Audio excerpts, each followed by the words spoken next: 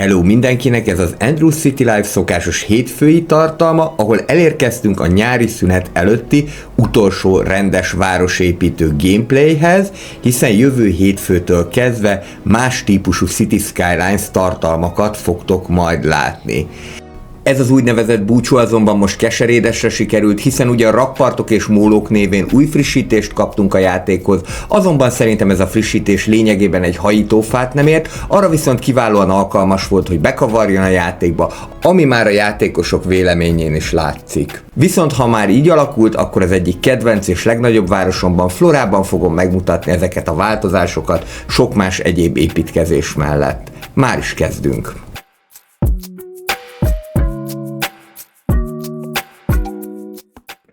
Induljunk akkor azzal, hogy minden alkalommal, amikor a City Skylines-nak valamilyen frissítése jön, vagy pláne Content Creator Pack, illetve DLC-n úgy szoktam várni, mint kisgyerek a karácsonyi ajándékot, tehát minden alkalommal nagyon örülök neki, hogyha jön valamilyen új frissítés.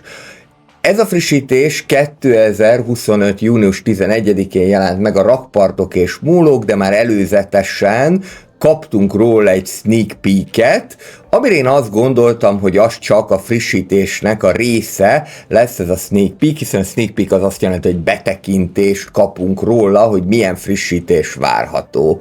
Mert hogy már az előző alkalommal, amikor például mondjuk a kisebb épületeket kaptuk, ez előző nyár közepén volt, akkor megmutatták a taxiállomást, meg megmutatták a kicsi víztornyot, mondták, hogy ez egy sneak peek, de aztán, ami a végleges produktum lett, az ennél jóval bővebb volt, és mondták, hogy ez egy sneak peek, szóval joggal gondolhattam azt, hogy ennél jóval többet fogunk kapni, mint amennyit ténylegesen kaptunk.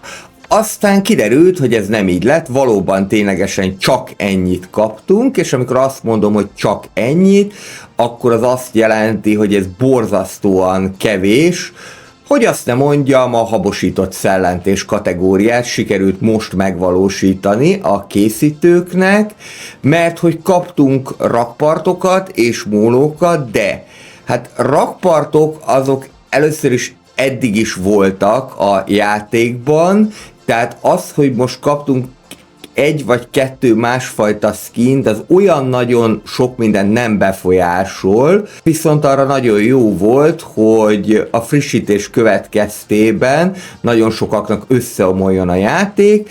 Ez meg a másik, amit itt kezdek el építgetni, pontosabban csak próbálnék meg építgetni, ez a móló, amit lehet úgy is építeni, hogy csak kinyúlik a rakpartból, gyakorlatban nem láttam, hogy mennyien használnák akkor, úgyhogy most megpróbálom a hidat átalakítani ilyen mólósan.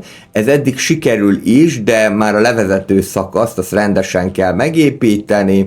Hát nem néz ki rosszul, de azt mondom, hogy ez nem egy túlságosan nagy valami, ahogyan így ezt lehet látni. Igazából az lenne jó, hogyha legalább valami üzleteket lehetne mellé rakni, vagy lehetne mellé épületeket csatolni, és legalább abból is kaptunk volna párat. Itt ennél a kis szigetnél ezt nagyon szeretem, mert sikerült egy teljesen ilyen szabadidős térré varázsolni ezzel a szoborral. Elkezdem átalakítani az új típusú rakpartra az utakat. Látszik, hogy olyan nagyon nagy különbség nincsen a kettő között, tehát eddig is voltak rakpartos utak, most menjünk ide a másik szigetre, itt is át lehet ezeket alakítani, de az fontos, hogy csak akkor fogja rakpartos útnak meghúzni, hogyha te már eleve úgy tudtad megépíteni az alapból is, hogy ott rakpart volt.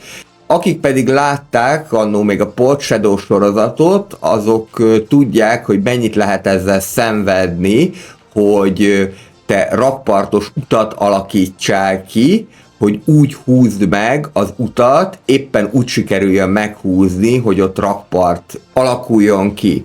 Annó volt hozzá egy mód, aminek a segítségével ezt mindenfajta kézügyesség, illetve ügyeskedés nélkül meg lehetett húzni, de aztán ez a mod gajra ment, nem működik már, úgyhogy ha mondjuk azzal kezdtek volna, hogy egy ilyen típusú modot beépítenek, hogy én bárhol, hogyha meghúzom ezt a rakpartos utat, akkor ott rakpart keletkezik, függetlenül attól, például itt, hogyha ezt fogom, átalakítom, vagy mondjuk most fogom, meghúzom a rakpartos utat, itt mivel már alapból is rakpart volt, ezért az út is rakpartosan fog kialakulni, már az új típusú rakpartos út, de hogyha nincsen alapból ott rakpart, tehát nem sikerült meghúznom, akkor a rakpartos úttal sem lesz rakpart. Remélem értitek a problémát, illetve azt gondolom, hogy mindenki ezt tapasztalta is, aki elkezdett most ezzel a frissítéssel játszani, nagyon más választásunk nem is volt, hiszen ugye a program automatikusan föltelepítette ezt a frissítést, de hát ez így nagyon-nagyon kevés. Ezek a mólók, ezek abszolút korlátozottan használhatóak, abból a szempontból jók lehetnek, hogy mondjuk akár felüljáróként is tudod őket alkalmazni, hogyha éppen arra van szükség, de az úthoz közvetlenül már nem lehet kapcsolni, hogyha nem elevated, vagyis megemelt pozícióban vannak. Ugye ez a másik dolog. Én azt gondolom, hogy ezzel a frissítéssel a készítők valahogy nagyon nem érezték, hogy mire van szükségünk, mert hogyha ilyen típusú fejlesztéseket akarnának, akkor szerintem amire sokkal inkább szükség lenne a játékban, az a kerítések, illetve a lépcsők, bónuszként pedig az, hogy aluljárót is lehessen majd építeni végre. Olyan típusú aluljárókat, illetve felüljárókat, ahol rendes lépcsők vannak, és nem neked kell a kilométeres rámpát meghúzni, ami lehetőleg sehol sem fog elférni. Példaként ott van a Workers and Resources Soviet Republic, ahol ezt remekül megoldották.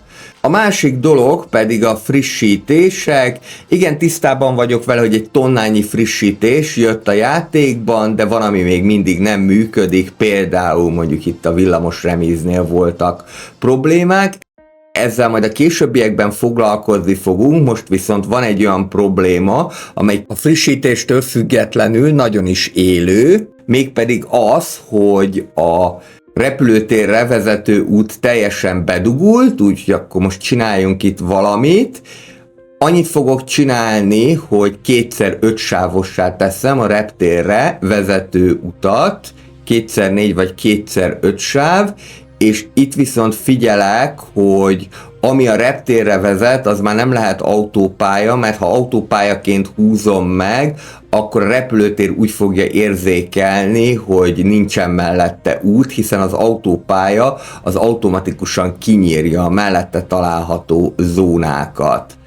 Úgyhogy így akkor most ezt egyelőre meg lehet csinálni, picit jobban fog majd eloszlani a forgalom is, de mindenképpen szeretnék majd másik irányt is építeni, még itt kísérleteztem vele egy kicsit, most már úgy látom, hogy jó lesz a dolog, és most akkor érzékelte is a reptér is, hogy mellette van az út, mert egy bizonyos szakaszon sikerült meghúzni, és azáltal, hogy ezt így visszafelé bevarázsoltam, így akkor most kiürül a forgalom, és onnantól kezdve majd már tiszta lappal tudunk indulni, és akkor nagyon szépen be fog állni majd ez az egész. Az a probléma, hogy nem csak a személyforgalom, illetve az autóbuszok, a reptéri buszok mennek ide, hanem mivel itt van a teherpályaudvar is, ezért nagymértékű teherforgalmat is kapunk ugyanazon az úton, és nem is igazán lehet megoldani másképpen ezt a dolgot, legalábbis ebből az útirányból, de hogyha építünk egy másik irányból egy nagy kapacitású utat, akkor viszont a dolog már működőképes lehet. És ez az, ami jól sikerült, vagy legalábbis részben jól sikerült ebben a frissítésben, ez a kétszintes híd, amit most ide le lehet rakni, ez egy autópálya híd, fölül autópályával, alul pedig vasúttal. Kettő problémája van a dolognak. Az egyik, az mondjuk az én szőrszál hasogatásom, de azt gondolom, hogy 2025-ben is élő játéktól ez simán el lehetne várni, hogy ne csak vasutat, hanem metrót is lehessen alátenni, tehát modulárisan lehessen változtatni a különböző sávokat, illetve a különböző út, illetve vasút típusokat. A másik, ez viszont már szerintem nagyobb probléma, hogy az úgynevezett stacked road, ez itt nem működik, csak akkor, hogyha fogod és így építed meg az utat, tehát rögtön azután, hogy lejössz a hídról, más irányba kezded el vinni, vagy az utat, vagy a vasutat, vagy mind a kettőt. Én egyébként még próbáltam úgy is, hogy a vasút az rögtön alagútba megy, ahogy lejött a hídról. Na most erre is egy nagyon egyszerű megoldás lenne. A probléma ugye az, hogy miután minden vonat felsővezetékes, tehát villamos üzemű, ezért a felsővezeték miatt nem fér el fölötte az autópálya hídja, és ezt ugye azzal lehetne megorvosolni, azzal lehetne kijavítani, hogyha megjelennének mondjuk a dízelüzemű vasutak is, és akkor lehetne választani, hogy mondjuk dízelüzeműt szeretnénk, vagy felsővezetékes vasútvonalat, a dízelüzemnek ugye nem kell felsővezeték. Tehát akkor el tudna férni az autópálya hídja alatt is. Ezt sem gondolom, hogy olyan futurisztikus elképzelés lenne. Minden esetre így akkor ezt így tudjuk megcsinálni, viszont ide akkor építek egy kereszteződést két autópályához, ami miatt mindig szoktam egyébként dicsérni a játékot, hogy most ne csak a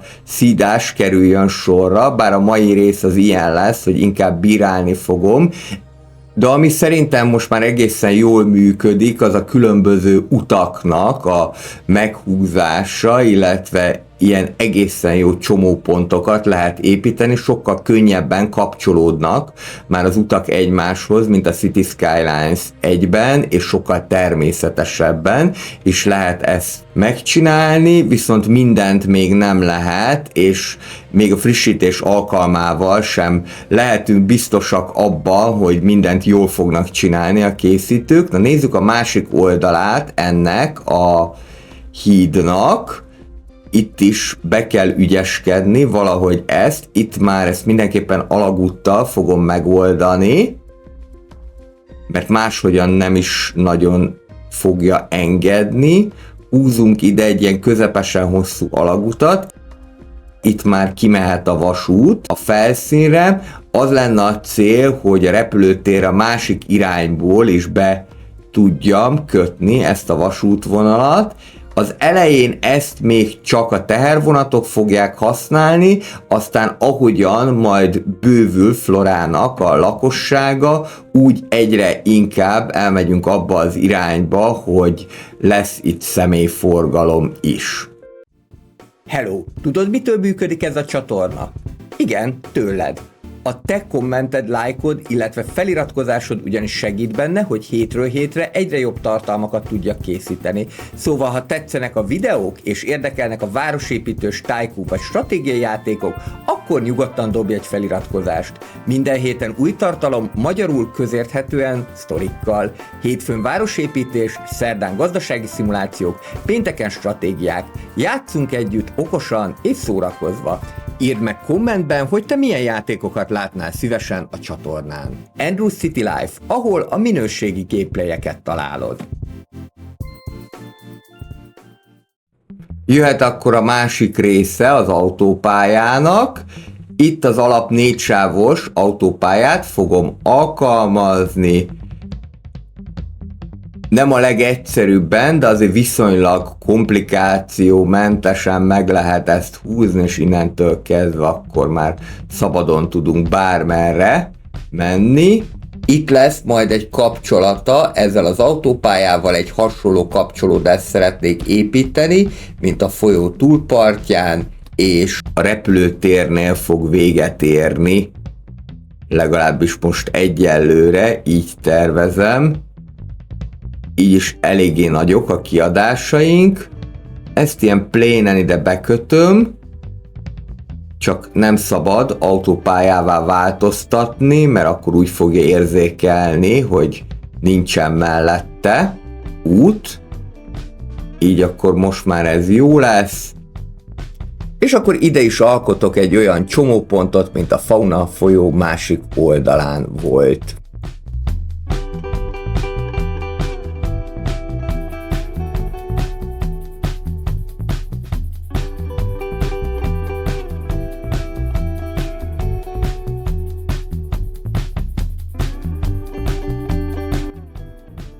Készen is vagyunk, ez a híd egyébként tényleg egy impozáns, multifunkcionális híd, hogyha most itt megfigyelitek, pont el is suhant egy tehervonat az alsó részen, és akkor ez egy fontos közlekedési folyosó lesz majd a repülőtérre. Most itt egy kicsit megint bedugult ez a történet, de most már legalább kezelni tudják a problémát. Sajnos az nagy probléma, hogy csak egyetlen egy helyre lehetett építeni a teherpályaudvart, illetve a cargo terminált, úgyhogy amikor árura lesz szükségük, akkor itt arra lehet számítani, hogy idéglenesen ez bedugul. Még lehet azzal próbálkozni, hogy a normál forgalmat másfelé terelje az ember, hogy esetleg egy kétszintes utat, egy stack roadot fog csinálni. Közben a pénzünk is eléggé fogyóban van, valami miatt sok a kiadásunk és kevés a bevételünk, úgyhogy akkor most telepítsünk ide irodákat, már csak azért is, mert Florának, ennek az alapvetően európai stílusú városnak, ezt még a klasszikus európai stílussal építettem meg, hiszen Flora városát még 2024 májusában kezdtem el építeni, és közben jöttem rá, hogy a francia típusú épületek alapvetően nagyon jól passzolnak ehhez a városhoz. Ez a város a hófötte hegyek között épült, és igen nagyjá vált, mert most már ez a harmadik legnagyobb városom. Center Hill és Port Shadow után most 145 000 vagyunk, közel 145 000, és az irodák közül én a francia típusú irodákat szeretem.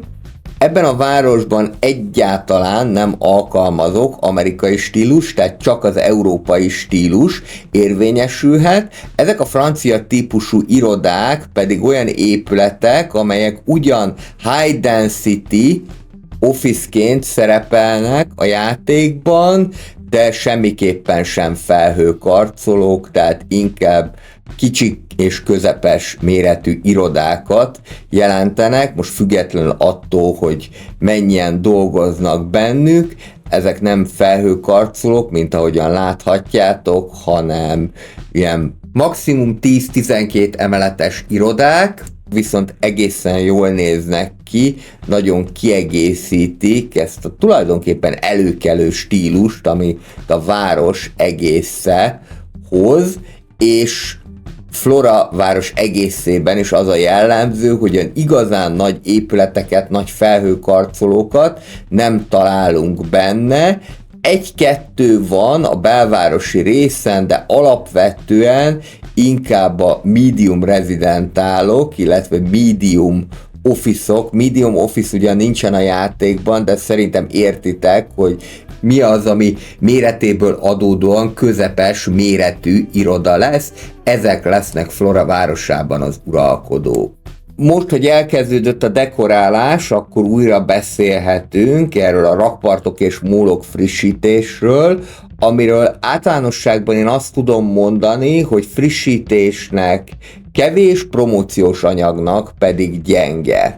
Tehát miért a rakpartok és mólókat hozták ki, illetve mi is ez az egész, miért nem valami használhatóbbat kaptunk, azzal a kitétellel, hogy egyébként a hidak nagyon jól néznek ki benne, az új típusú hidak, és a másik új típusú hidat is meg fogom mutatni majd ennek a résznek a végén, a vasúti hidat, de hogy miért ezt kaptuk, és miért nem valami idézőjelben rendes frissítést, illetve hogy miért reménykedek abban, hogy még a nyár folyamán még egy frissítést kapunk, mint ahogyan július elején tavaly is kaptunk még egy frissítést, mielőtt elmentek a tisztelt készítők a megérdemelt vagy kevésbé megérdemelt nyári szabadságukra. Szóval ez a frissítés, ez a rakpartok és mólók, ez a Bridges and Portsnak az előszobája, úgy is nevezhetnénk, hogy Bridges and Ports. Több szempontból is szerencsétlen a történet. Egyrésztről fölhívja a figyelmét a játékosoknak arra, hogy 2 éven keresztül bénáznak egyetlen egy kiegészítő kiadásával, hiszen most már a 4. vagy 5. alkalommal halasztották el az első rendes DLC-nek a kiadási dátumát. Lassan már ott tartunk, hogy az örökké elhalasztott GTA 6 előbb fog megjelenni, mint a City Skylines-nak a Bridges and Ports DLC-je.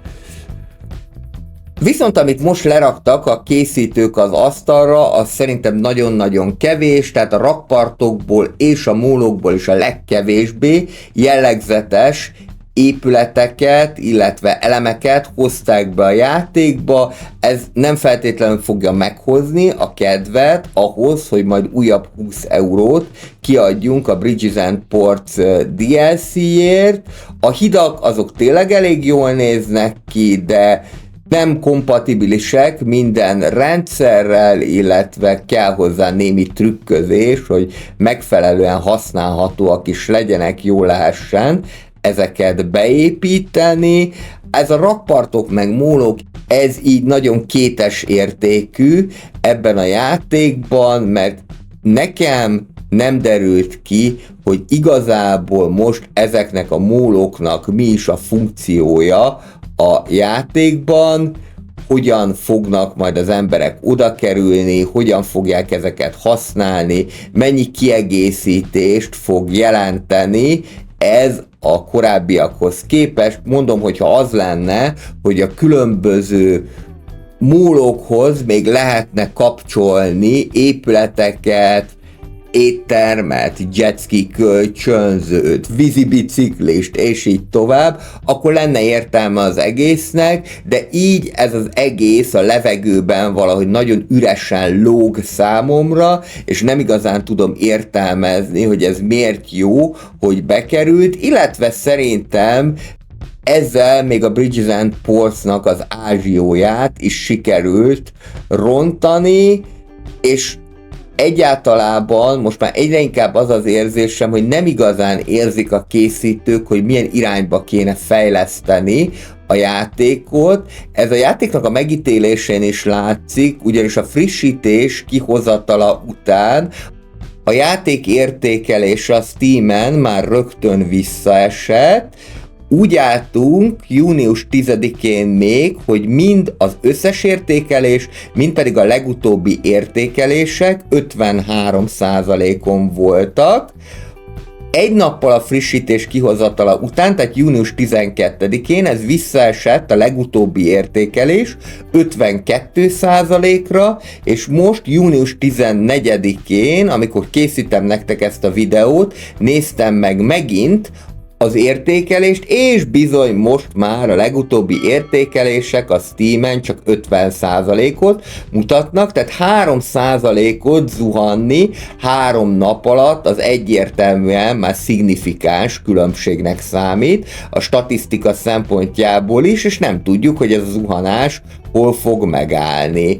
Úgyhogy ezzel most jó sikerült belecsinálniuk a készítőknek a ventilátorba, ezzel a frissítéssel, és valószínűleg a játékosoknak nem is csak azzal van baja, hogy ez a frissítés önmagában kevés, hanem hogy ezért a kevésért cserébe viszont nagyon sokat veszítettek, hiszen megint az van, hogy bizonyos modok nem fognak működni. Én még mindig azt ajánlom, gyerekek, hogy az a legbiztosabb, hogyha jó ideig még semmilyen modot nem töltötök le, ezt nyilvánvalóan a kodmodokra fog vonatkozni, mert ezek garantáltan össze fognak akadni egy-egy újabb frissítésnél.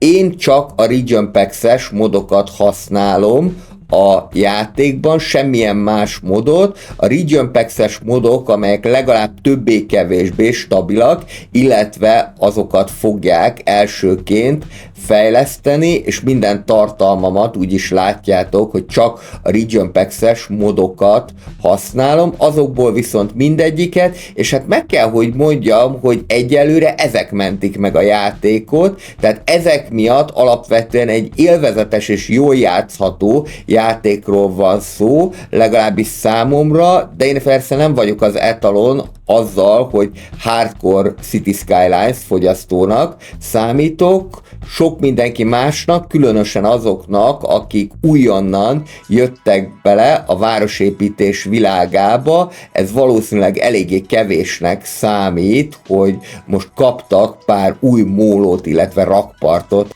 úgynevezett frissítés gyanánt. Úgyhogy én azt gondolom, illetve abban reménykedem, hogy még a nyár elején, mondjuk úgy július elején kapni fogunk még valamilyen frissítés, ami ezt az egészet kiegészíti, illetve akár új ingyenes tartalmakat is hoz be a játékba, mert hogy ez így tényleg borzasztóan kevés, és igazából olyan frissítéseket sikerült betenni most, amiknek olyan nagyon értelmük sincsen.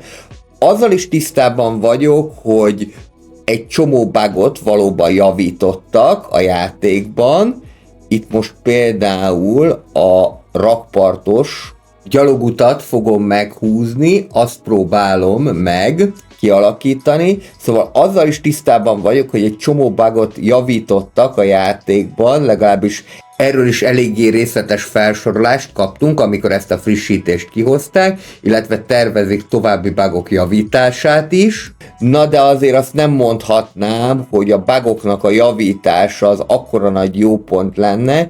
Én ugye még az a gamer vagyok, aki a 90-es években kezdett el játszani, és azok az elvárásaim, hogy egy játék tökéletesen, vagy nagyjából tökéletesen működjön, ezt azért nem árt, hogyha tudják a fiatalabb nézők is, hogyha a 90-es években egy játék nem volt legalább 95, de inkább 98%-os a bugok szempontjából, tehát mondjuk ezt a 2-3%-nyi hibát azt elfogadtuk, de többet nem, akkor az a játék ott és úgy megbukott, mert hogy miután nem volt felhő alapú szolgáltatás, nem volt Steam, ezért frissíteni a játékot csak akkor volt lehetőség, hogyha mondjuk egy kiegészítőt kiadtak. Ugye igazából 97-98-ig Magyarországon még internet sem volt, tehát ez azt jelentette, hogy nem volt early access, hanem egy játéknak azonnal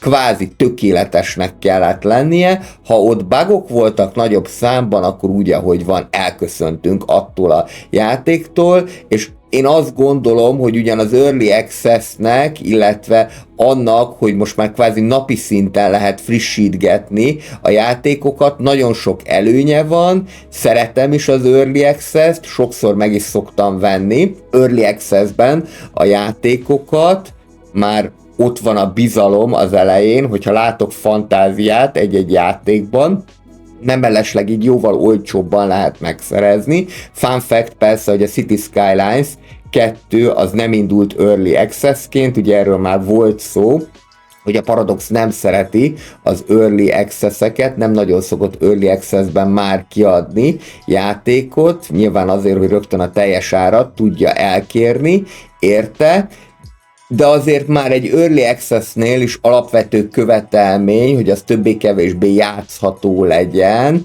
tehát nem lehet mondjuk úgy kiadni valamit Early Access-ben. Ilyen például a Mall Craze nevezetű játék is, ami egy nagyon ígéretes, bevásárló központ építő játéknak indult, de még mindig nincsen abban az állapotban, hogy abból nektek gameplay tudjak csinálni. Túl korán jött ki még az Early Access is, pedig maga a készítés mondta, hogy gondolkozott rajta, hogy ez így kimenjene Early Access-ben, de egy ilyen 0.2-es verziót toltak ki, szóval agyrém. Itt a másik agyrém egyébként, amit tökéletesen nem értek, hogy miért jelzi azt, hogy a kocsi szín az nem kapcsolódik az úthoz, aztán amikor meg át fogom helyezni, akkor már azt fogja jelezni, hogy kapcsolódik. Úgyhogy például az ilyen bugok azok, hogyha már a City Skylines 2-nél tartunk, amiket sürgősen javítani kéne. Csak a villamossal kapcsolatosan tudok 3 olyan dolgot mondani,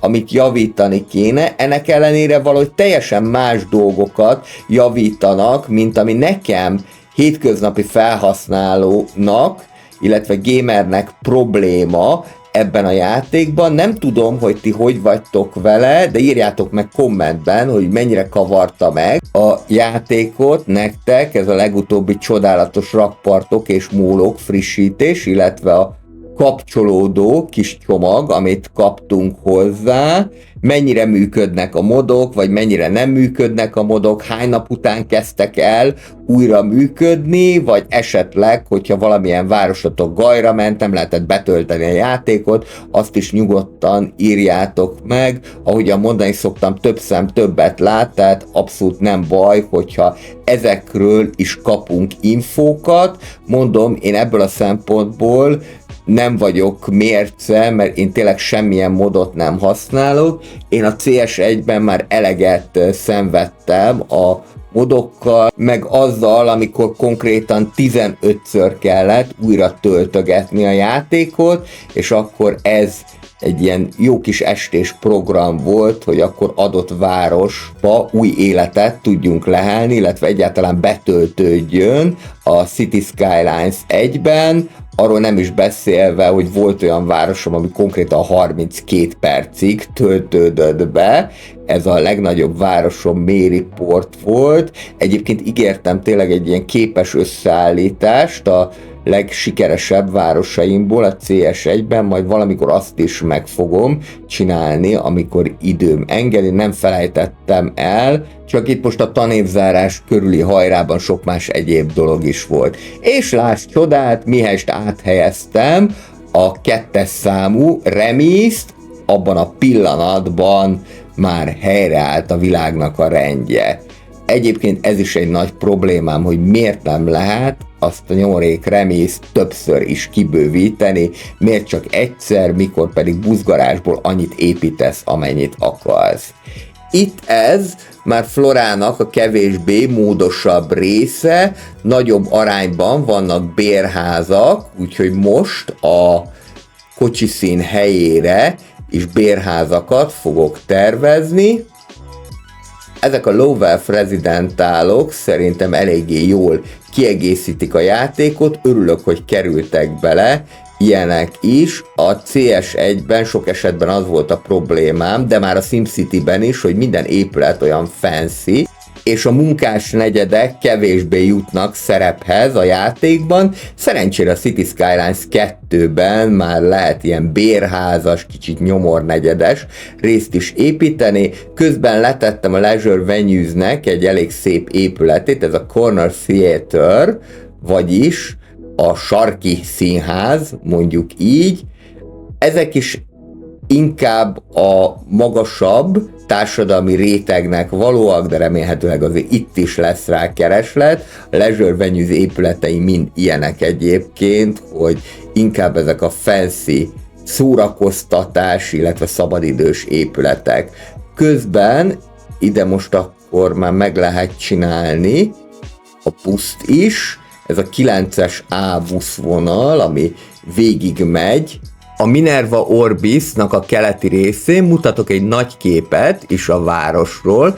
Most már több mint 150 000-en vagyunk Flora városában. Ezt nagyon-nagyon sajnálom, ezt a Ring Parkot, ezt annó Movit móddal sikerítettem be ide, de most úgy tűnik, hogy egy másik kör alakú parkot kell majd ehhez használni, mert rendesen nem fogja engedni ide beépíteni, úgyhogy akkor nézzünk egy ilyet. Ez a márciusi frissítéssel jött be, ez egy ilyen játszótérszerűség, de nagyon színpompás, és ide körbe meg lehet csinálni a fás bokros részt. és itt még a másik park, illetve pláza, amit lerombolt nagy valószínűséggel a tornádó. Na, azért ezzel is van problémám, igazából a játékban való katasztrófák azok olyanok, hogy gyakorlatilag védekezni nem lehet ellenük, talán csak a tűzeset az, amit meg lehet fékezni. Tornádó ellen gyakorlatilag nincsen ellenszer, jó, mondjuk a való életben is így van ez, de lehetne azért majd még több olyan katasztrófa, amit ellen lehet védekezni. Például mondjuk az eredeti tervek szerint, mert a Steam Achievementek között még volt ilyen, hogy mondjuk patkányok jönnek a városba, és akkor ugye azok közegészségügyi problémákat is jelenthetnek. Sok minden egyébként sajnos kikerült az eredeti tervek közül, tehát anno én a tutorialokban úgy emlékszem, hogy például még láttam olyat is, hogy az állomásokat modulárisan lehetett volna megépíteni, tehát mondjuk van egy vasútállomás, és amelyik vágányt akarod, az vasút, amelyik vágányt pedig akarod, az metró lett volna. Én legalábbis így emlékszem rá. Aztán ezeket is kiszedték a játékból, pedig egy városépítőnek pont az lenne a legnagyobb előnye, hogy rugalmas tud lenni, akár modok nélkül is. Nézzünk akkor egy nagyon kellemes kis elemet, ezt a vasúti hidat, ami szintén ezzel a frissítéssel jött be a játékba.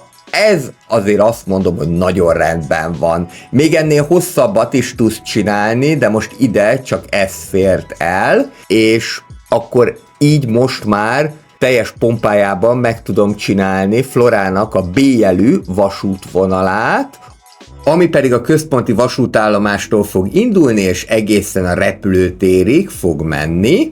Ennek előfeltétele, hogy itt építsük be az összekötővágányt, és akkor indulhat is a mandula, első megálló a főpályaudvar, a második a Patronium nevezetű Mediterranean Heritage hegyoldal, a harmadik az Official Cardea-nak az irodás része, és a negyedik egyelőre a repülőtér. Ez egy kifejezetten gyors vasút lesz, egészen a reptérig, a későbbiekben majd itt Nova Florának a keleti részén még ki lehet alakítani egy megállóhelyet. Gyors, átszállásmentes kapcsolatot biztosít a repülőtér felé, illetve Official Cardea-nál az M2-es metróhoz is. Alkalmazom a megfelelő jelölést, illetve akkor odaírom, hogy ez a Principalistól, vagyis a főpálya udvartól az aeroportóig, vagyis a repülőtérig fog menni. Flora városának a sajátosság egyébként, hogy minden városnegyedet, illetve jelentősebb helyszínt latin elnevezéssel illettek, és közben a Patroniumnál is meg fog állni, tehát ezen az útirányon át fog közlekedni. De most itt van még egy megoldandó probléma, hogy nagyon szép, hogy itt ez a vasútállomás, de a kutya nem fogja használni, hogyha nem vezetjük oda megfelelően utakkal. Ide beépítek egy utat a villamoshoz, és ide pedig beépítek egy másikat, még akkor is, hogyha ez némi rombolással fog járni. Ennek a városnak az a sajátossága, hogy nagyon hegyes, dombos, nagyon nagy szintkülönbségek vannak, úgyhogy külön kihívás itt építkezni, de talán pont ezért szép ez a feladat. Itt már át tudnak majd menni a zebrán, ott pedig meg tudják kerülni a végén, annyit még le fognak gyalogolni. Na tessék nézni, milyen szép ez a híd, ez tényleg nagyon jól sikerült, konzolos híd, és nagy valószínűséggel, hogy a Bridges and Portsban majd ebből fogunk sokat kapni, hogy mennyi ez a sok, azt majd meg fogjuk látni idővel. Az utasok pedig már is birtokba vették ezt a kelet-európai állomást, nem maradt más hátra, mint hogy beszéljünk akkor a nyári szüneti tartalmakról, illetve a nyári tartalmakról, hogy mi is várható City Skylines 2 fronton, habár tervezek egy külön videót, ahol elmondom majd, hogy hogyan lesz a részletes menet, de azt gondolom, hogy titeket elsősorban most az érdekel, hogy nyáron egy 8 hetes időszakban mi is lesz a City Skylines 2-vel, 8 darab Region Pack-ünk van, és ez 8 darab várost fog jelenteni. Az elkövetkezendő hetekben én minden héten egy-egy rész erejéig egy-egy várost fogok építeni. Ezt gyorsítva, megvágva, de nem timelapse formájában fogjátok majd látni, és itt a francia típusú várostól kezdve egészen az amerikai típusú városokig bezárólag minden alkalommal egy-egy más várost fogok építeni, és akkor ezek nem hagyományos, lassabb folyású gameplay videók lesznek, hanem ezekben a videókban el fogom mondani, hogy az adott Region Packs-szel kapcsolatosan mik az érzéseim, hogyan érdemes építeni, milyen épületekkel érdemes őket kombózni, milyen helyszínekre illeszkedhet esetleg egy-egy város, hiszen mondjuk, ha egy japán típusú várost építek, az teljesen más szemléletet kíván, mint hogyha mondjuk egy német típust. Minden egyes héten egy-egy újabb város kerül majd terítékre, a pontos formátumot majd még én is kigondolom, hogy hogyan lesz a megszokott hosszúságban, tehát ez a fél óra kötőjel 1 óra, nem fogom túltolni, a nyári chilles verzió az lesz, hogy easy fokozaton fogok játszani, és akkor remélhetőleg így a különböző Region Packs-es, ingyen letölthető Region Packs-es csomagokról, város típusokról egy képet fogtok kapni, illetve az adott rész végén értékelni is fogom ezeket a csomagokat különböző szempontok alapján, a szempontrendszernek a felállítása még most zajlik. Aztán pedig augusztus 23-ától kezdve újra visszatérünk a hagyományos, idézőjelben hagyományos városépítésre, tehát újra jön Sunnydale, King's Cross, illetve Cocktail City is, valamint lehetséges, hogy akár Flora, Port Shadow vagy Center Hill is visszaköszön majd egy-egy rész erejéig. Én ezzel akkor megköszönöm szépen a szíves figyelmeteket, hogyha tetszett ez a videó, akkor egy kommenttel, lájkkal, feliratkozással ezt jelezzétek. A jövő héttől kezdve akkor új típusú City Skylines 2 tartalmakkal jelentkezek hétfőnként, de lesz megújulás a szerdai tartalmakban is, amelyek informatívabb és rövidebb tartalmakat fognak jelenteni. Erről bővebb és pontosabb infókkal majd a hét második felében fogok szolgálni nektek. Mindenkinek kellemes hetet kívánok, a héten még a normál kerékvágás szerint megyünk, tehát még gameplayekre számíthattok, például keddi napon befejezzük a Foundation sorozatot is. Most pedig gyertek velem, és utazzunk egyet a B vasúton, a főpályaudvartól egészen a repülőtérig.